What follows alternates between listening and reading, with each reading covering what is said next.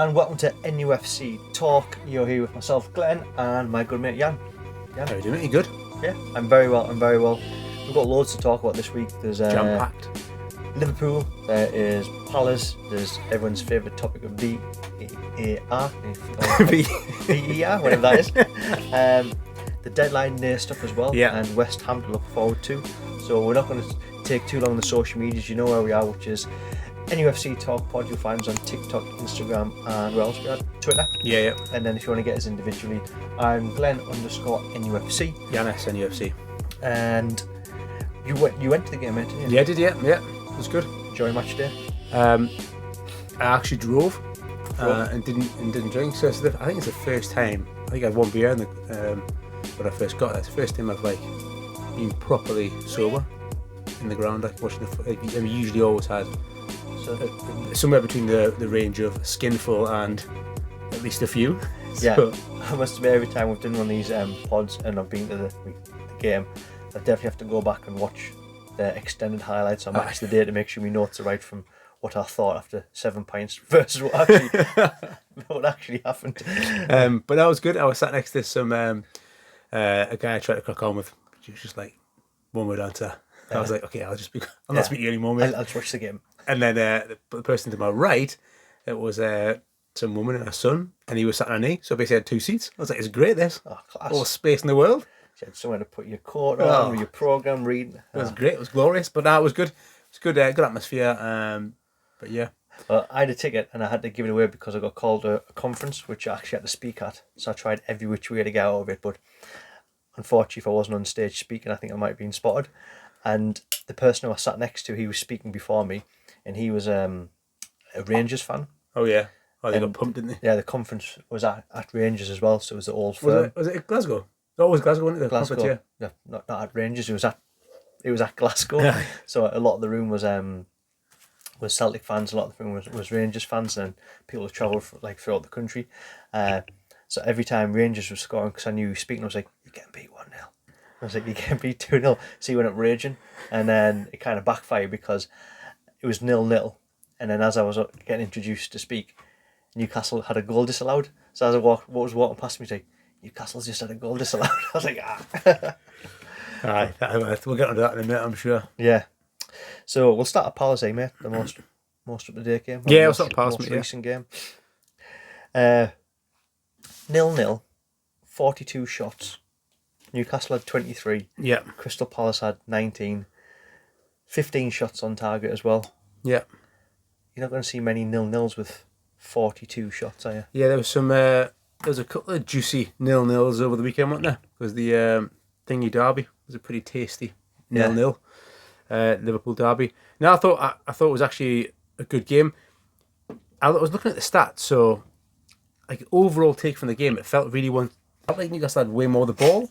Yeah, I felt like Newcastle had the ball from basically most of the first half. They did all the running in the first half, but so yeah, it felt more one-sided at the game, except for a spell in the second half. But stats-wise, it actually seems like it was pretty even. So Newcastle had 23 shots, but Palace had 19. They had more shots on target. We had 13 corners. They had 5 corners. I think there was only 2 or 3 passes in it. The total number of passes in the game. Yeah.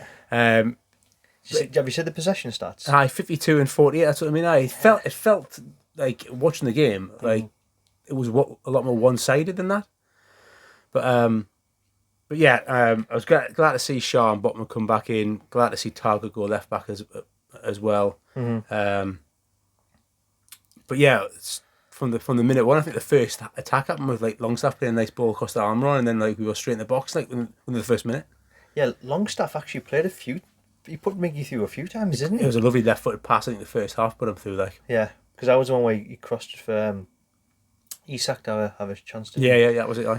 I suppose we can start there. Then Isak robbed, was it Anderson, and went through for a 1-on-1.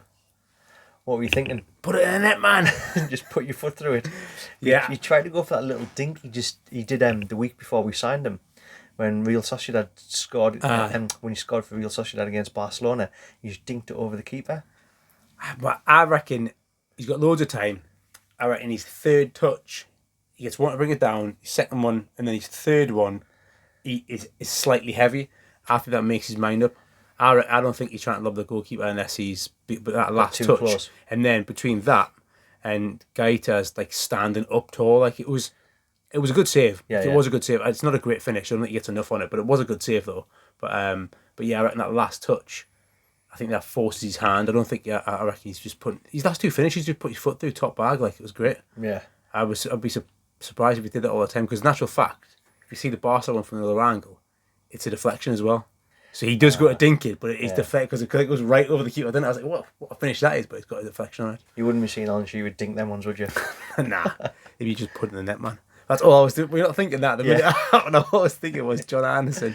Just put it in the net, man.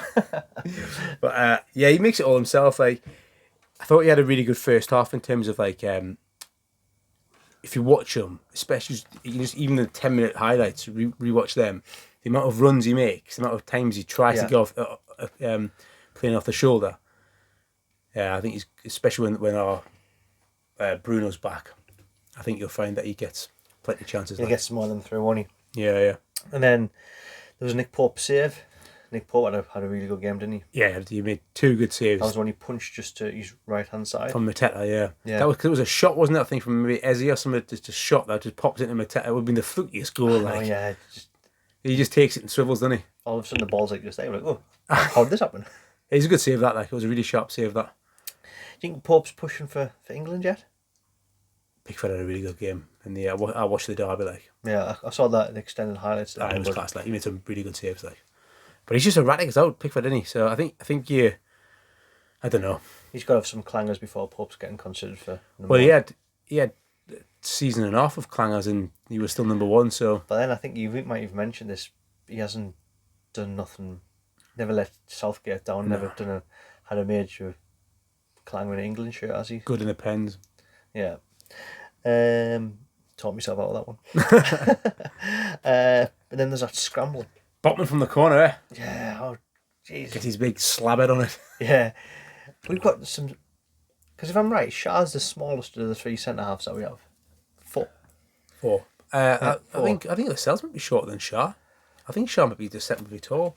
Because I always think of Shah and Lascelles as the smaller ones, and Botman and Burton. The taller ones. Burton are definitely taller. Botman's 6'4" and Dan Burns 9'12" or something. Yeah. But it seems to me Lascelles and... I know Botman's only been here a few games, but looking at his stats, Shah and Lascelles have a way better goal return. Oh, in terms of efforts on goal. Yeah, Dan Burns, somebody who's massive. His last goal was like at... like Kidderminster Harriers or something like that. Wigan or something. Wigan or something like that, yeah. He's got a terrible ratio for goals. Considering how big he is, like, yeah.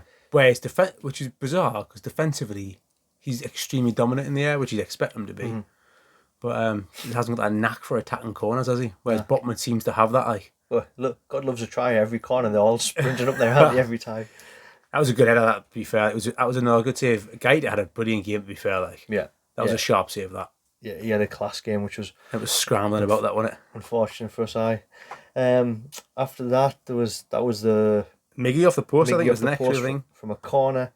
God, if you go through every chance, it'll be for 45 minutes anyway. To be fair, do you know what I did like about this? There was 2 or 3 like heavy goalmouth scrambles, wasn't there? There was some pinball in. It was like bodies flying around. It was great. Like, there's some proper like Sunday League schoolboy football goal scrambles where there's just bodies on the line and all sorts. Even that Miggy one, that was like a deflected. In the end, like he didn't get a clean strike and it was deflected off the post. But it felt to me like because that was basically the last thing of the first half. That last major thing that really happened in the first half, wasn't it? Where we had the last part was the last note I've got from the first half was where Miggy picked up the ball and Trippier overlapped, and for all your money you're going to give the ball to Trippier. Aye. And he cut inside, and that's where he dived on the edge of the box. Yeah. He was very lucky not to get booked for that. Aye, he should be booked for that, mate. Yeah. But yeah, if Trippier's making that run, you give the ball. Use him. Yeah. Especially when you've not got any right foot at all. So every defender knows that all you're gonna do is come back in on your left. At least give the option of going using the overlap, so they've got to go the other way as well. It's almost like Miggy's a season behind Maxi. Now it's like, hang on, you saw what happened to Maxi last year. You'll score a handful, but there's so many more goals can be created by giving it that man. I just think he's just decision making. But in actual fact, I'm saying that, but I actually thought he had a pretty good game, Mickey. Like, Oh yeah, but yeah, yeah. but yeah, I did that. I'm not That's taking away. He had a good game, but that is all day long.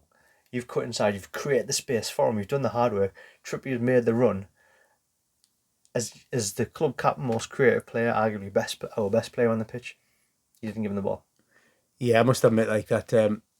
For all he's played well, that glares at you. That is just like that's the one thing I remember from the first half. Being like of Mickey being like, oh, it's so wasteful. Yeah, and then first note from second half was the goal / disallowed goal. Yeah. It's ridiculous, like, isn't it? Absolutely ridiculous. I think Alan Shearer sums this up very well, where the referee, I forgot the lad who was refereeing our game, it was only his 7th Premier League game. He calls it right by giving the goal, and the person who's VAR is the more experienced referee, so he's the one that flashes up and says, you've made a mistake, you need to come and have a look at it. VAR has been all over Sky. It's been the first time that the Premier League's asked PGMOL, sorry. Is that like the governing body for referees or what they're called? But it's meant like Mike Riley's been said, look, you're not good enough. Howard Webb's going to take over you, but Howard Webb can't take over till Christmas. So basically, Riley's got the job until Christmas. Yeah, it's like Big Boris, isn't it? Yeah, yeah. Except this is way more important than the Premier League. Yeah, shocking decision. Like, really, really bad. Like, so in the ground. So I'm sat at the Gallagher to the other end. So we couldn't really make out what was going on. Everyone's like, it's a goal. But obviously, everyone's just claiming it's a goal. You could all see from there. But one guy just come up the stairs, who'd been still in the getting the bar at the bar summit, and he was like, "Oh, he's been pushed, so it'll be given as a goal because you can easily see the push." So he'd noticed the push, without commentary, just seeing that, and on the one screen, oh yeah, he's been pushed. He spotted the push as a football fan, as rest as all the other millions and millions around the world. Well, I've seen it cut on a couple of different commentaries and stuff, and not everyone seemed to have spotted the push, like. So there was You haven't been listening to Luke Edwards, have you? I look, hey, we negging out him, like. He'll be saying that somehow Willock pushed himself, like, somehow, but nah, it's just an awful decision. I don't understand.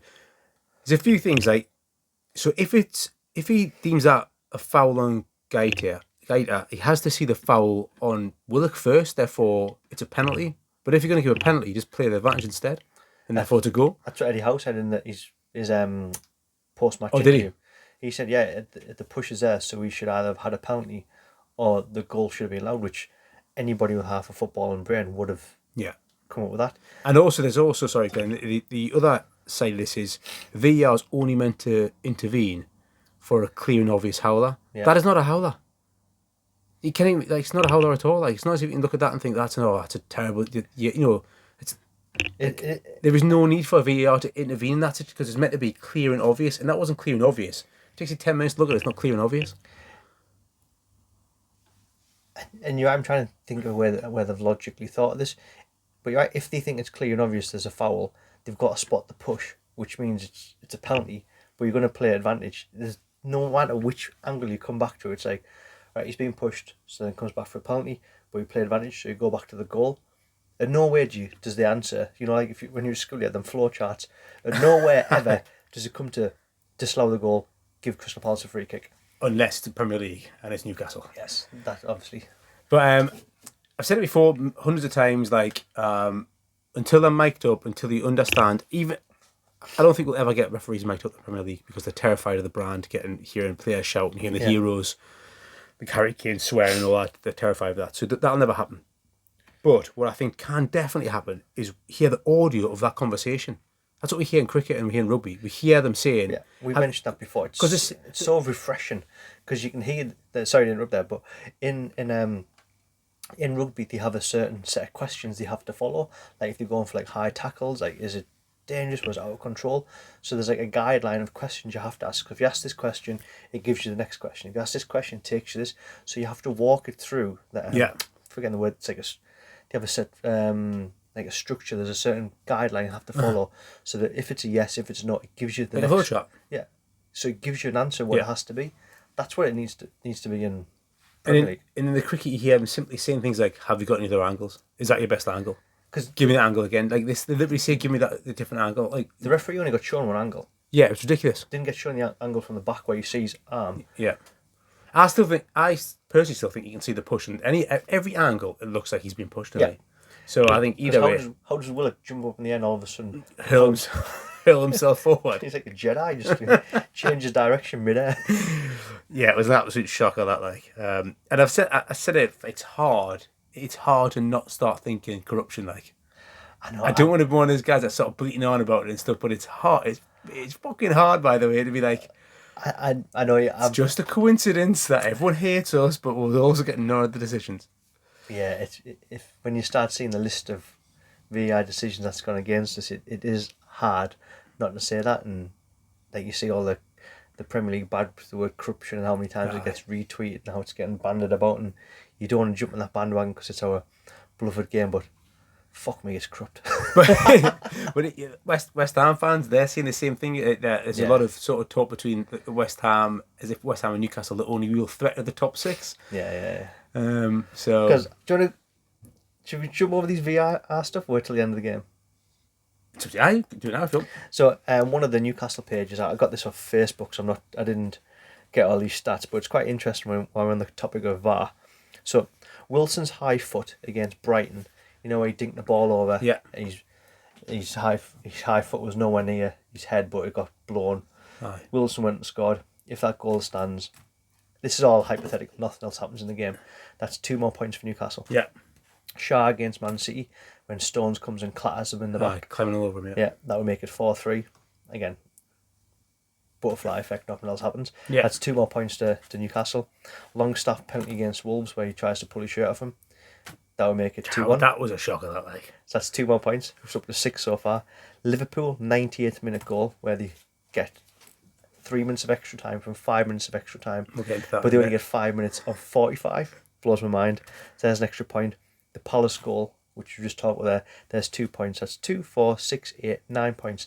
Then Isak, if you give Troy's goal in there, that would have made it 2-0. That's the biggest robbery of that game, by the way, I think. That offside. So if you add all that together, Newcastle could have a difference of 9 to 11 points. Puts us top of the league.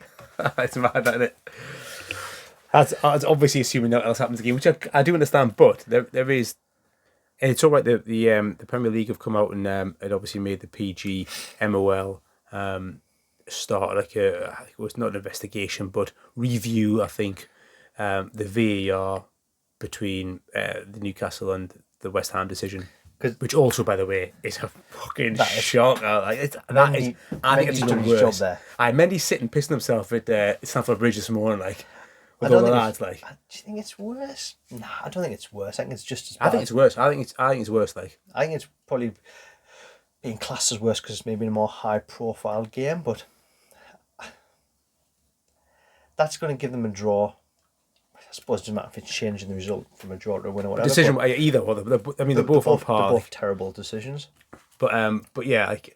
And then did you see Sheffield United? They had a goal disallowed on the weekend. I can't remember who they were playing, where the goal line technology didn't work.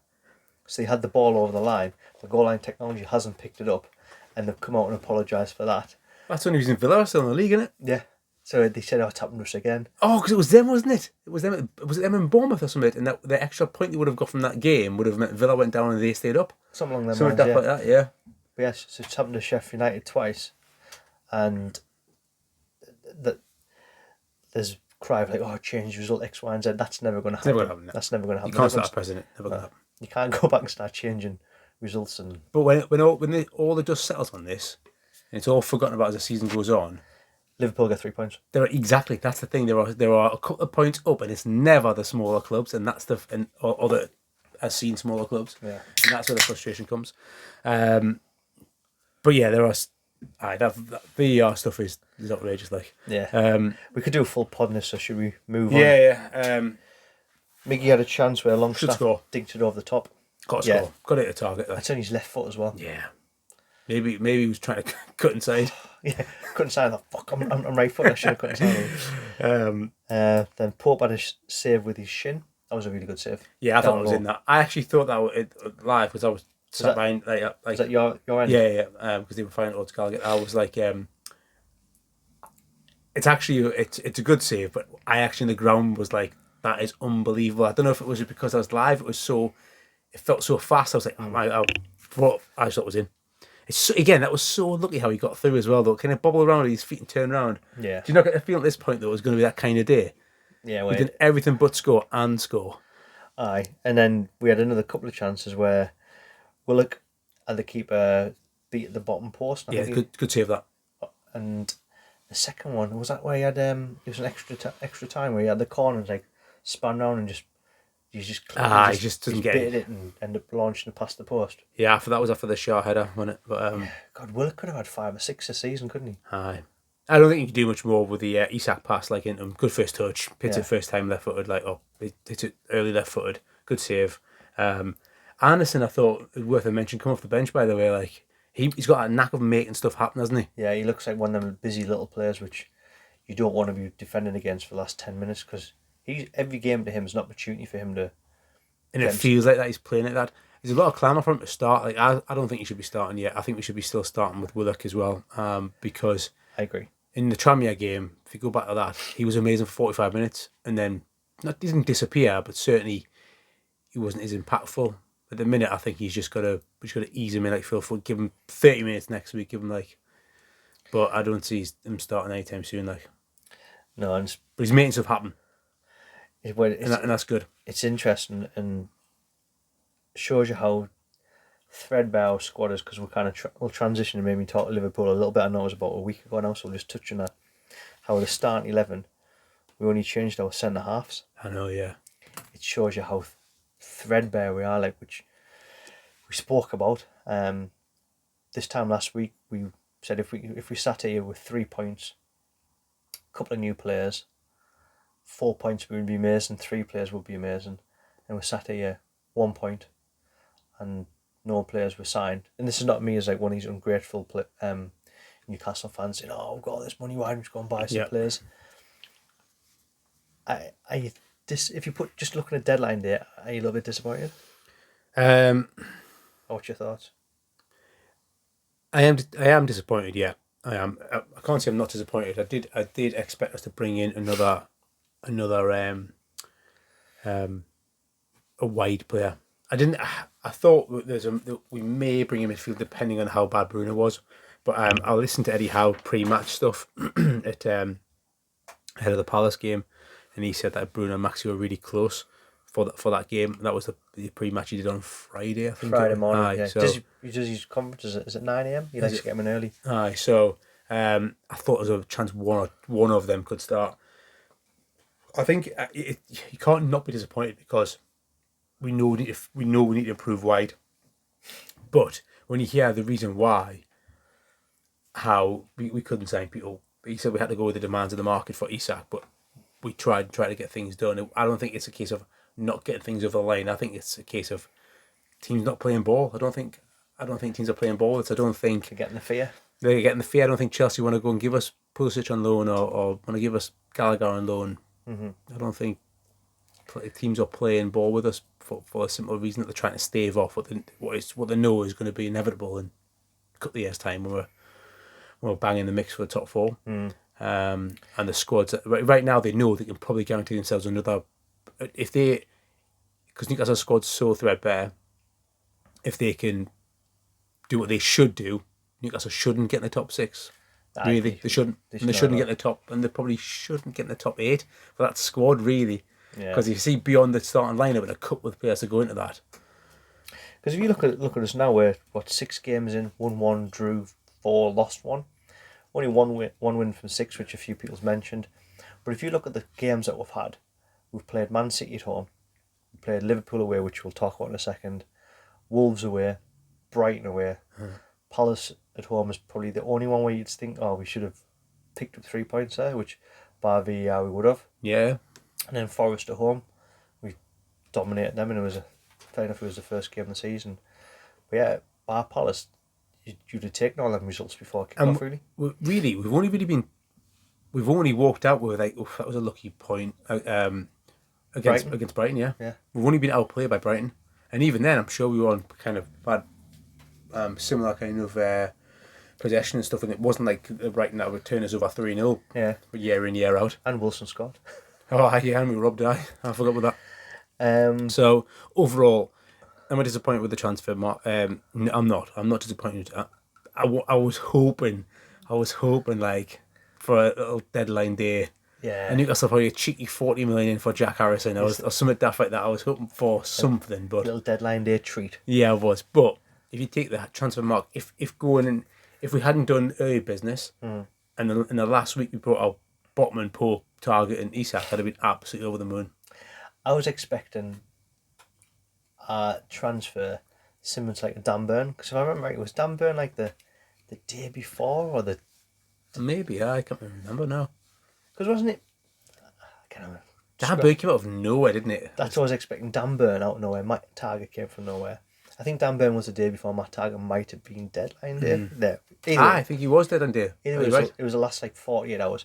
I was expecting something like that. A player which we haven't heard mentioned, and all of a sudden he's getting on the big people carrier for his medical, and it's some random name which none of us. That's what I was expecting to happen, but it didn't. I just thought it was going to be more close at home. I thought it'd be. I thought we'd be getting somebody from Chelsea like I did.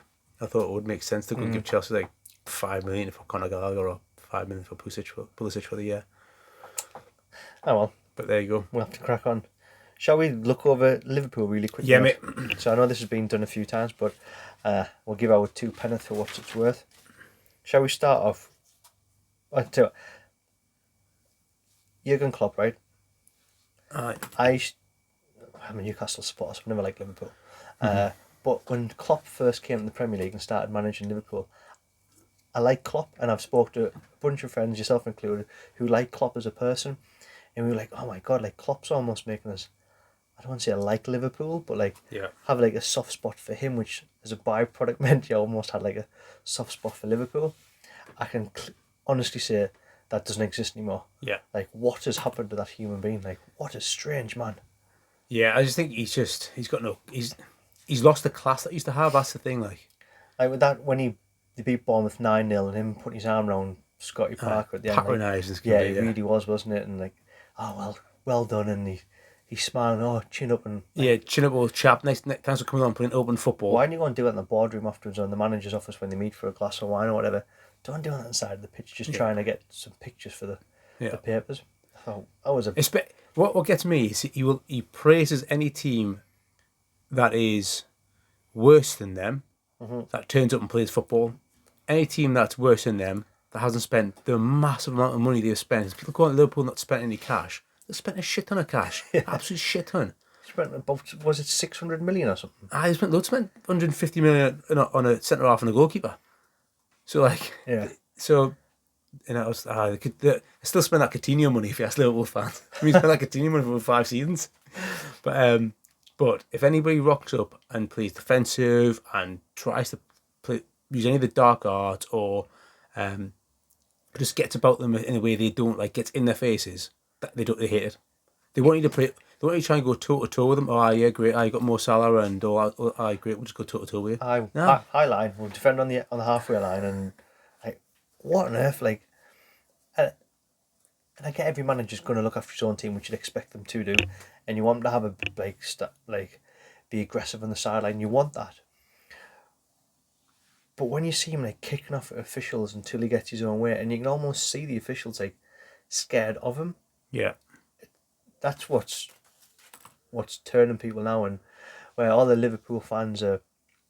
There was that image of Pope went down for a minute and a half, and X, Y, and Z. They ignore the fact that Jordan Henderson took 1 minute and 20 seconds to get subbed off. I know. But no, you can't mention that. Yeah. I don't think Newcastle City time was that much. I didn't even notice it in the game. They were going down a bit, like, but I didn't. That's part and parcel. But I didn't notice in the game. I genuinely didn't notice in the game that much. Like I honestly didn't. I thought they were going down a bit. I didn't think they were milking it too badly the way that Liverpool were getting on about it. Fucking Gaeta was worse. They were parts of time wasting from like. But that is part of the game. Yeah, it is. Yeah, that's exactly. Part and parcel of the game. But how well did we play, by the way? Yeah, class. I thought we played really well. When you saw the starting lineup, what was your thoughts? I was how he rested those two centre halves. I was like, what's he doing there? Yeah, I was surprised. I was delighted to see Isak start though, because I was worried in case we were going to start. I was really worried we were going to start Wood. Because when you see teams rotate, you don't tend to rotate centre halves because they don't tend to do as much of the legwork as the fullbacks or the midfielders or the attackers. Yeah. They're not only the ones that you can keep, but they rotate. Yeah, fullbacks get through more. Yeah. Whereas they've rotated the centre halves and kept everyone else the same. Strange one. Yeah, but I think we played really well. I thought one thing that's really highlighted for me is the threat we have in games like this now. Isak is going to be a massive difference on the break. Like, Yeah. he looked so good in that wonderful new word transition. Yeah, but you imagine when you got Maxi out wide on the left, and we've said this before, he pulls 2, sometimes 3 defenders towards him. You got maybe, I don't know what he's going to do. I'm guessing Wilson down the middle, Isak on the right, maybe, or they rotate it. Either way, whatever he's playing, there's going to be more space. If you've got a centre half going to cover a fullback and going to double it on Maxi, you're leaving Wilson or Isak. There's only one centre forward. Yeah, I mean, one centre half.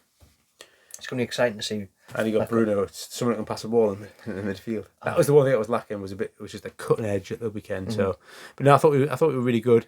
And Liverpool thought Isak's goal, he took a class, lovely pass from Longstaff. I mean, I don't know where Fabinho's going that goal. Like, it was awful defending. Like, imagine if that was like Shelby back in the day, he'd be absolutely furious. Like, where's he going? Yeah. Like, he's in the back four and just like leaves. So I'm not a centre off anyway. Just gets bored and guns for a trot. It's ridiculous. And it was a lovely pass, great finish. Second goal, like I swear, when I first saw it, I was like, oh, he's offside. But as soon as it was stopped, still filming, I was like, he's offside there. I was like, he's old thing, he's big toe. And when the lines were like crossed over, and I thought when the lines were crossing over, if the lines are on top of each other, it's meant to be onside. There was a couple of examples that weekend where Haaland was exactly the same, but his goal was it Haaland? Where his goal was Haaland could be onside. 4 foot offside and he'd still get. There was Man City had a goal which they went to that down the lines, and it was something like off a knee, off an elbow, off a shadow, wherever they, and they did the lines where it looked like he was onside. Like, this is what gets the corrupt and bias thing going. But yeah, when I saw it with my naked eye, I was like, oh, that could be offside. Then I saw the lines, I was like, oh, champion, no bother. I actually looked down. I think I was making some notes. I looked down, looked back up, and it was flashed offside. Like, yeah, I generally, as soon as I saw the still frame with the lines, I was like, that's onside. Yeah, I think that's his. I think that's worse than the injury time. I think that's worse. I think he's onside. I cannot say that's offside. Like, but then, you meant to give benefit of doubt to the attacker when the lines are crossed over. It's meant to be the attacker that gets it now. That changed last season. Mm-hmm. What's the point? What is the point in VAR? I mean, that's a wonder goal for a kid on his fucking debut, and all VAR's done is robbed, like, other than Liverpool, the world have seen some kids score an absolute wonder goal at Anfield. Yeah, it's ridiculous. Like, the game's meant to be, it's about entertainment. If that was Salah, I wouldn't be saying like, oh, get it. I'll be like, oh, it's onside. It's just how it is. It's just the rules. Exactly. It's about who it is. It's so frustrating, man. And if you're first-time listeners, we're not just Newcastle fans that bash anything against Newcastle. Like, for the record, Shah, I thought he should have had a red when VAR went back the other week, so against Wolves. Yeah. We'll say it how we think it is. It's not always through black and white eyes and bias. Like, my opinion, Shah should have been sent off. This one was like, it was definitely a goal. It was onside. At least you'll see that the Shah one, they didn't send Van Dijk off in the derby. Yeah, that was a red card as well. That was a red card, yeah. Yeah. Yeah. Because he's sideways in that one, isn't he? Yeah, it could have been really nasty. It could have been nasty, that, yeah. It was actually worse than Shah's. I think so, yeah. Reds. And then you got Firmino. He scored. There was loads of pressure. It was coming, wasn't it? Yeah. I think we did well to stay in the game. And then at the end, it looked like we were going to get a draw. And the fourth official put up 5 minutes. Yeah. From the 45. And then Andrea Mariner. So in 45 minutes. He found 5 minutes of injury time. 5 minutes of injury time, right, okay. And then it's handed over to the ref on the pitch, who managed to find 3 minutes in 5 minutes. In the 5 minutes, okay, that makes sense, yeah. So in the 5 minutes we've played, I think we've only played, 2/5 of this injury time. Someone had it's ridiculous, that, isn't it? Yeah. That's ridiculous, like. When the ball was going out for a corner, I thought it was going to blow. I thought the ball was going up for corner. I thought he was going to blow. Because I think That's pressure. That is like Anfield pressure. He's bottled it. He's bottled it there. He knows he should have blown the whistle there. I thought when Joe Linton had the attack down the right, I was half thinking, take the ball to the corner. Take it in the corner, man. Take it to the corner. It's fucking Anfield. Get a point. Kill the game. But it just shows the mentality he's being drilled into, like, Win the game. Let's win. Let's win. But, Yeah. Well, what I was going to say is, first of all, that should have kept the ball, but the mentality is try and win. Crossed the ball. I thought, right, that was the end of that transition. That when it came to about 97, and when they were bringing the ball out of the box, I was like, oh, you'll blow there. And then they took the ball an hour and a half, and that's when it stayed there for another minute, which led on to the corner. Yeah, the drilling one. So you think he should put the corner or not? Yeah. Look, I'm all for the let's go and win every game mentality, but at some point, everyone's legs are gone. Because that game, the only substitutions we made were up top. So Anderson came on for Miggy in 84, Wood came on for Isak on 64, and Murphy came on for Fraser on 64. So the back four and the middle three have absolutely worked their socks off. Like Big Joe, put your foot on it, lean back under whoever's there, and just get a free kill kick. the game. Yeah, I agree. I do agree. Although you have to applaud the. Yes, that's forgotten about in Klopp's interviews when he's complaining about time wasting. That's forgotten about. He tried to win the game in the last minute. Yeah. Where do we go from there? We've got to look ahead now, mate. To West Ham, yeah. This is Sunday, 2:00 kickoff away at West Ham. They're going to be coming into this game absolutely raging. Is it a must win? It's not a must win, but it really could do with picking up 3 points, couldn't we? Oh, you're not starting an Eddie Howe campaign, are you, mate? Absolutely, I'm not, mate. But we could do with a win, couldn't we? I mean, as could West Ham. Should have bottom of the league, aren't they? Oh, West Ham haven't had a dream start. They're also going to be riled off the back of their VAR horror decision at home as well. Are they playing in Europe? Is Europe? I don't know. No, I don't think. Are they in Europe? Maybe in Europa League. Conference, did they get knocked out? Conference. Don't know. Can't remember. Anyway, West Ham. It's going to be a tricky one. Yeah, it's not going to be an easy game. That I think it's the Paqueta Bruno derby, isn't it? Yeah, it's going to be interesting seeing them two against each other. Honestly, somebody shared some of Shelby smashing into the back of Anthony Gordon saying Bruno when he sees Paqueta on Sunday. Yeah, I think it's not an easy game. I think West Ham, although I haven't had the best start, I do think they're a really good side. They do have some defensive frailties because they've got people missing. Are you confident? I'm never that confident when we go to London. I'm never that confident. It's historic. We've never really travelled. I don't know if that is a historic thing, but I feel like we've never travelled to London very well. I'm pretty sure the last time it was like Andy Carroll scoring that header against Arsenal. I think it was Andy Cole, wasn't it? Exactly, aye. So God, I had that Andy Carroll one. That header. I remember that one. Yeah, that long ball up and he. Yeah. Well, it wasn't Lehman. It was the guy after Lehman. I can't remember who it was. It was like before they had Fabianski for a bit. I can't remember. Almunia. Oh yeah. Was it Almunia came flying out? I remember the keeper. I can't remember if he was in nets that day, but I remember the goal. I'm sure it was him. And then it was a free kick from Joey Barton like lumped it in or something. And big Andy Carroll got his big fat bunce on it. Yeah. But anyway, I'm not confident. The form would say Newcastle should win this. They haven't. How can you say that though? We haven't won a game for 6. Because we're playing good and they've been playing shite. Like. I hope you're right. Don't get me wrong. I hope you're right. They've got 1 point, right? Or 2 points or something? No. Leicester's bottom. They've only got 1 point. Is it? So, start 11. Who would you go with? Everyone's fit. If everybody was fit. Well, Shelby and fit obviously, but so you got Bruno back. So you think Bruno slots in the middle over Longstaff? Yeah. Yeah. And then up top.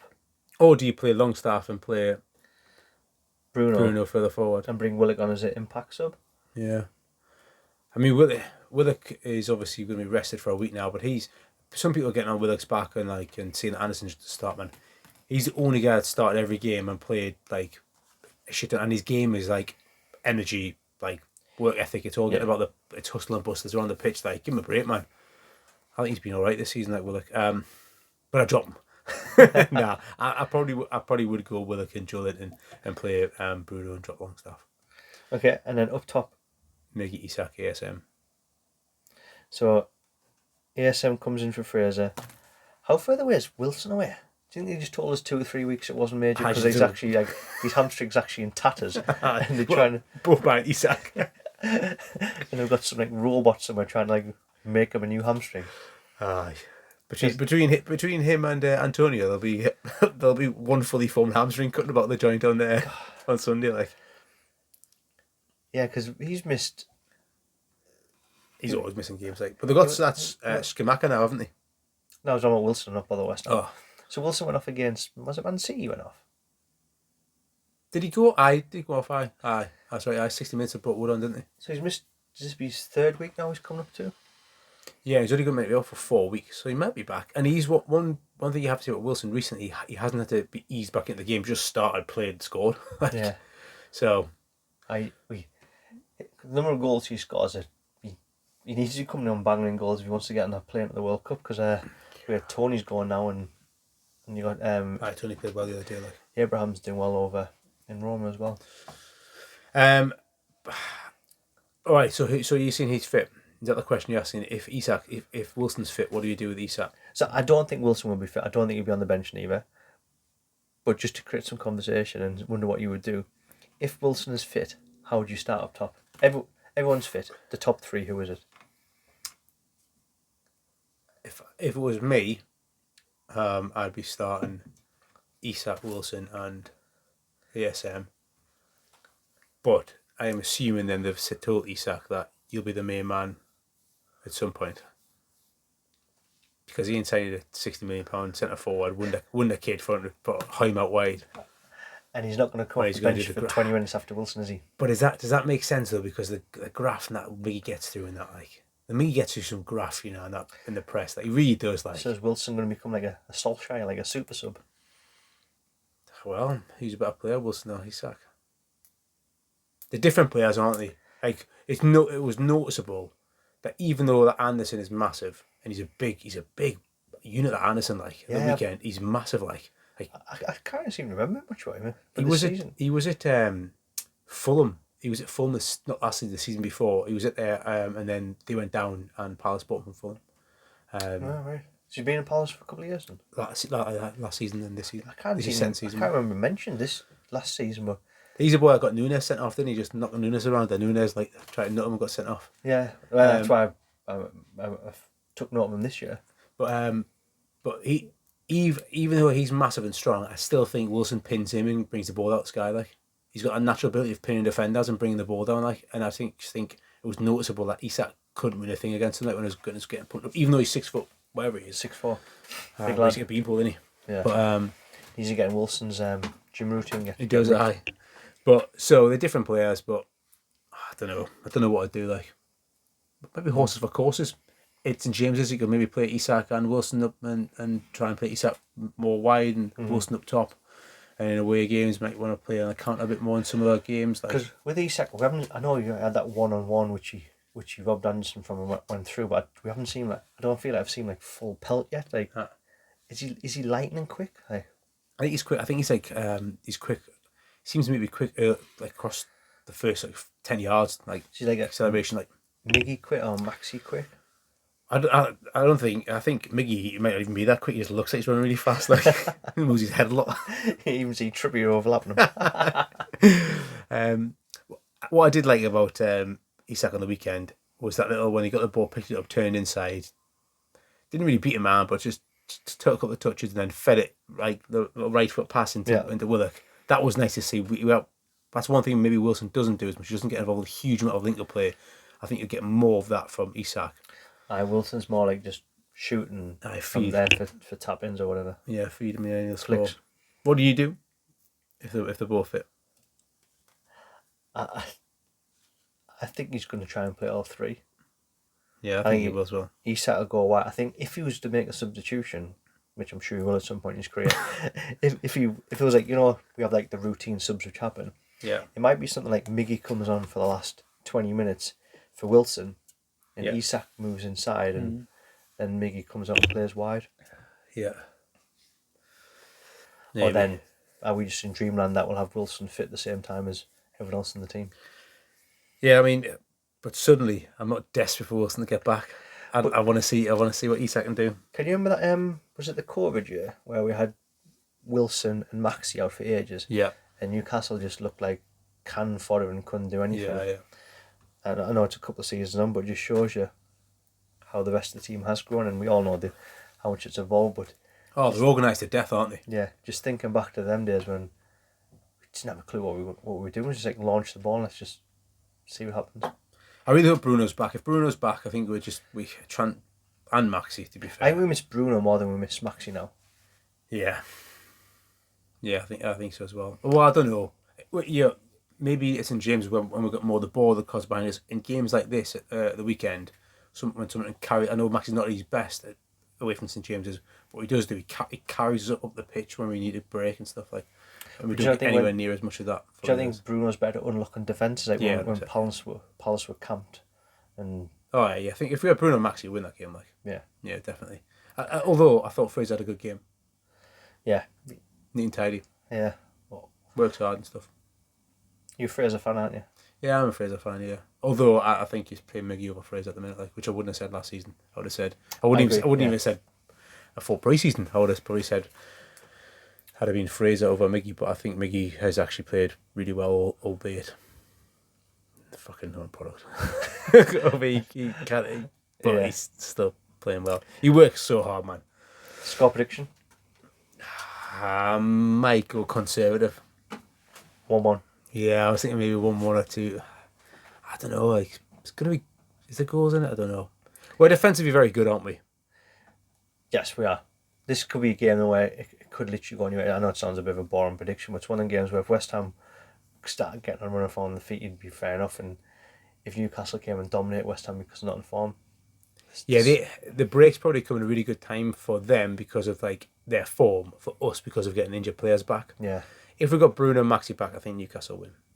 I think with our full team out, we'll beat most teams by like the top 4 or 5. Like they're a good side, the West Ham. We just won't. The reason why we won't make top 8 is because of squad depth.